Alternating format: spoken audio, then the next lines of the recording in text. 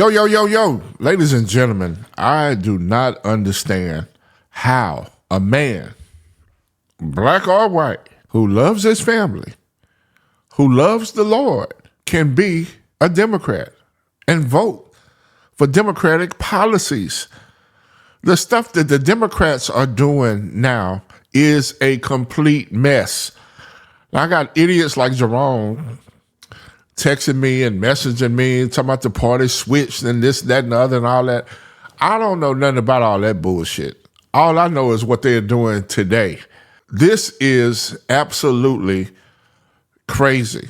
But Brother Vince Ellison describes how bad the Democratic Party is. Check this out. And then you want to wonder why black folks feel like they're oppressed. You're your own oppressor. Talking about black pride. And then you ask the DEI.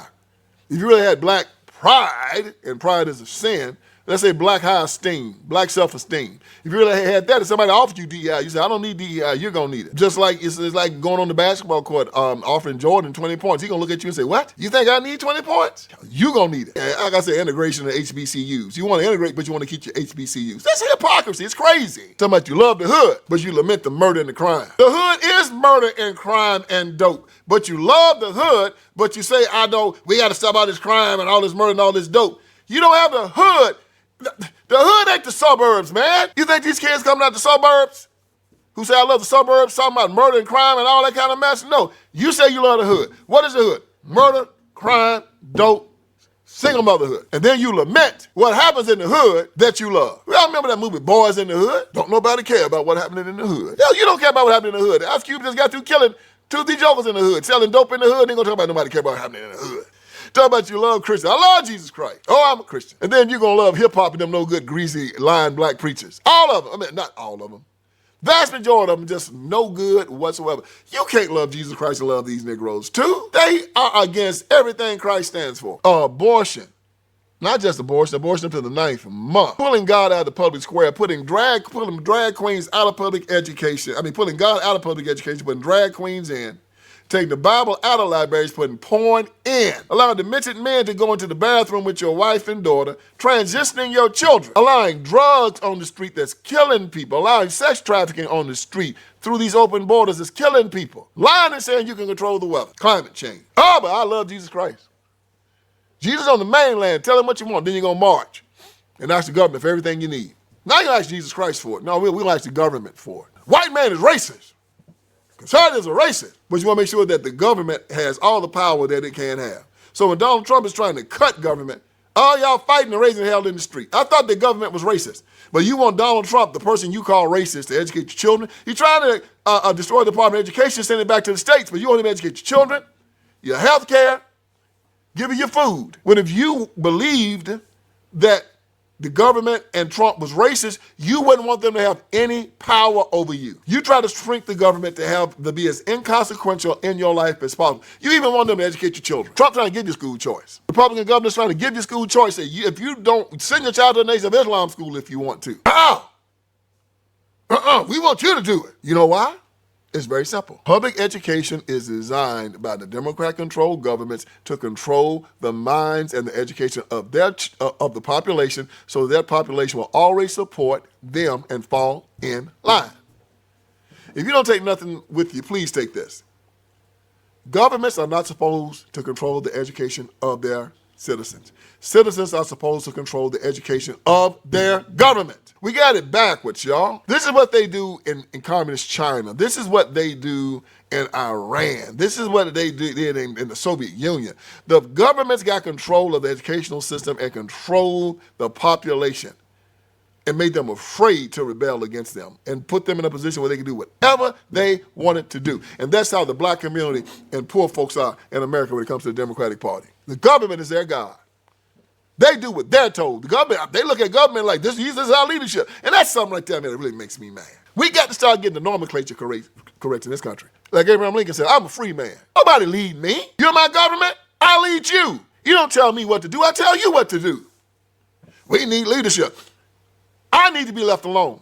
Maybe you need leadership. You need somebody telling you what to do every day, when to get up, when to go to bed, how much you're worth, how much money you should make. And Frederick Douglass talked about his autobiography. No one forget this. He talked about, it reminded me of America today, how we become slaves, how you become slaves. Frederick said that his master had rented him out to work on the docks in Baltimore. And that at the end of the week, the guy that ran the docks would give Frederick his money, but he gave it to him in an envelope, sealed. And Frederick was ordered to take that envelope of money to his master, who hadn't done any work that week, nothing. He just kind of stayed at home at the mansion. Frederick goes to his master, gives his master the envelope. And Frederick talks about how his master opened up the envelope and pulled out the money that Frederick said, I had earned. Frederick talking about himself. He said, money that I had earned. And he counted out, as Frederick said, my money in front of me. He had no right to it. He had not earned it. He had not worked for it. And then he kept the part of my money that he wanted and gave me the little bit that he wanted me to have. And Frederick talked about how it incensed him to have his master do that to him as one of the reasons why he escaped off that plantation and got his own freedom. Now I look at America today. The majority of this nation, before we even see our checks, now not me, I work for myself, the government takes the money out and then gives you what they want you to have. You didn't earn it. I mean, they didn't earn it. They didn't work for it. They sat behind a desk, either at the state capitol, the city council, or in Washington, D.C. And what do we do as Americans? What do you do as Americans? You allow them to take it. What did Marvin Gaye say in his song, Make Me Want to Holler? Money, we make it. Before we see it, you take it. Oh, it makes me want to holler. The way you do my life makes me want to holler. The way they do my life. This ain't living. This ain't living. But you say you want freedom. You choose a government that's going to raise your taxes every single solitary year and take it out before you even see it. Before you even see it. You gotta call, take the tax and get it back. No, I pay my taxes, but you know what? I give it to him. He ain't going to take it. He's not going to take it. We have to understand what it means to be free again. We have to understand what it is to live as Americans again. There's one thing that happened this week that I was amazed at. I saw it. I was happy with it, and I was perplexed with it.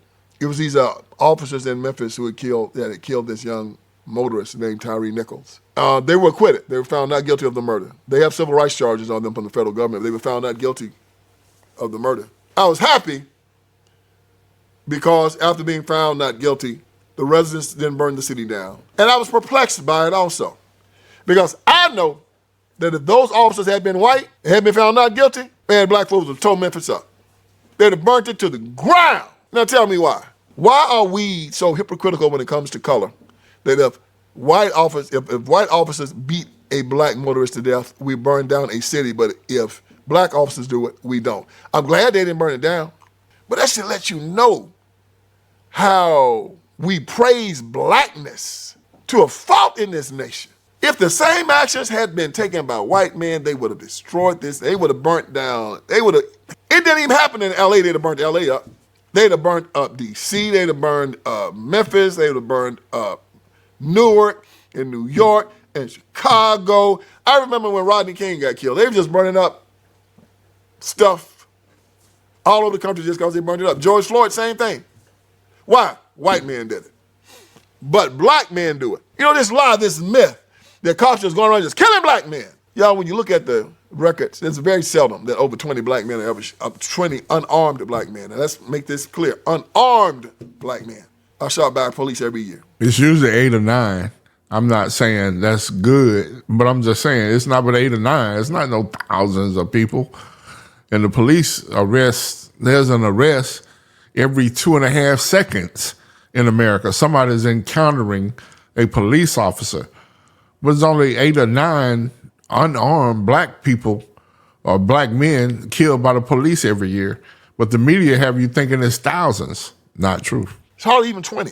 But they have led you to believe that there's some type of epidemic of black men being shot by cops. That's not true. As a matter of fact, in 2019, there were 7,300 black homicides in the United States of America. Over 90% of them done by black people. Don't talk about that. Oh, but let a white cop kill one.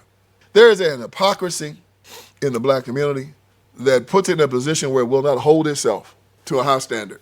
There's an hypocrisy in the black community that causes it to look at the white man as God and as himself as an inferior. They do not care how many of us we kill. Even though we live in close proximity to each other, we should be demanding that since we live in close proximity to each other, that we treat each other with love and respect. That will keep the murders down. No. Why? They have to keep the black community believing that somehow or another the all-powerful white man is here and is trying to kill you, and the only thing that keeps him from doing that is your good white liberal neighbors in the Democratic Party, because black men are too cowardly to deal with it themselves. And because of that, they feel that they are not free. They believe that they are not free because they must still depend on their white benevolent master to protect them. Great job, Mr. Ellison. Boy, boy, boy. Some people are so confused, they don't know what the hell they're talking about. All they do is run their mouth based on what the Democrat Party tell them. But then they want to say MAGA is a cult. MAGA is a bunch of free-thinking Americans. We are free thinkers. That's why President Trump is our leader. We chose him, not vice versa. He don't tell us what to do. We tell him. Can't touch this.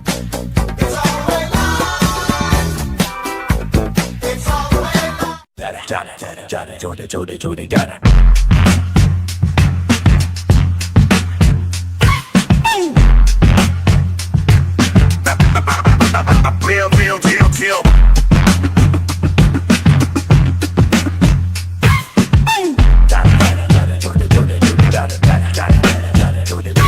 Post that gal on the mic, UncleCoon in the house. Drop the knowledge, speak the truth, no room for doubt. From debates to celebs, we cover it all. Tune in, hit subscribe, you don't wanna miss the call.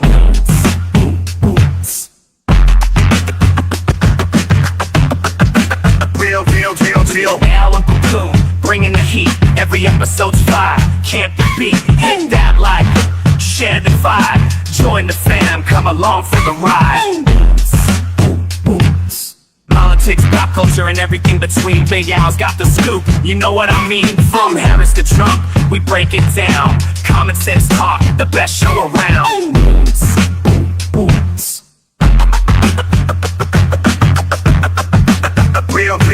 Real. Al UncleCoon, bringing the heat. Every episode's fire, can't be beat. Hit that like, share the vibe. Join the fam, come along for the ride. Cash App, show some love, support the grind. Big Al's on the rise, one of a kind. UncleCoon podcast, the place to be for real talk, real folks, and real TV.